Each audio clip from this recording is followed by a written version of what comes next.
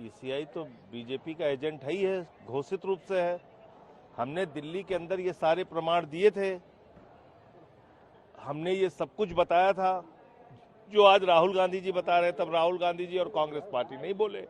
आज तो ये सारी बातें जो सामने आ रही हैं, हमने बताया तो था कि छोटे छोटे फ्लैट में 22 वोट, 25 वोट, 30 वोट बन रहे हैं। हमने बताया था मंत्रियों के घर में 35 वोट बने हैं।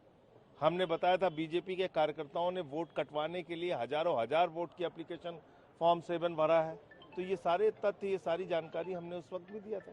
दूसरा सवाल ये है, प्रधानमंत्री नरेंद्र मोदी ने कहा है हमारे लिए हमारे किसानों का ही सर्व प्राथमिकता है, भारत किसानों। प्रधानमंत्री क्या कह रहे हैं उसका महत्व नहीं है। प्रधानमंत्री के बारे में पूरा देश जान चुका है, चौकीदार ही वोट चोर है। उन्होंने वोट चोरी करके लोकसभा का चुनाव जीता है, वोट चोरी करके दिल्ली का विधानसभा चुनाव जीता है। तो देश का और दिल्ली का विधानसभा का चुनाव और जिन जिन राज्यों में गड़बड़ी हुई है वहाँ का चुनाव रद्द होना चाहिए। और ये एक बहुत बड़ा चुनावी घोटाला है जो बीजेपी ने चुनाव आयोग के साथ मिलकर पूरे देश में किया है। ट्रम्प 50% क्या कहना है जिस तरीके देखिए, से टैरिफ इसलिए वो बढ़ाए, भारत पे पहली बार प्रतिबंध थोड़ी लगाया अमेरिका ने।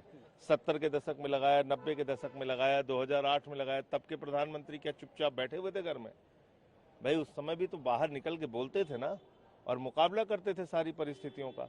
तो मुझे लगता है कि भारत की सरकार को और मोदी जी को सामने आके इन बातों का जवाब देना चाहिए। 144 करोड़ की आबादी वाले मुल्क के प्रधानमंत्री हैं और उनके साथ देश के स्वाभिमान और सम्मान को लेकर उनको चलना चाहिए। वो जुड़ा हुआ है।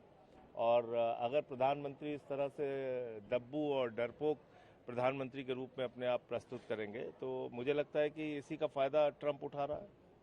गर्मियों की छुट्टी होने वाली थी, मेरे पापा आने वाले थे, तो हम लोग सभी खुश थे। तो मैं बेड पे चढ़ के डांस कर रहा था, लेकिन वो पहले ही आ गए। फ्रीज। तो मैं उस समय तो कंटिन्यू नहीं कर सकता था ना, तो फ्रीज फ्रेम टाइप का हो गया। कसम पैदा कर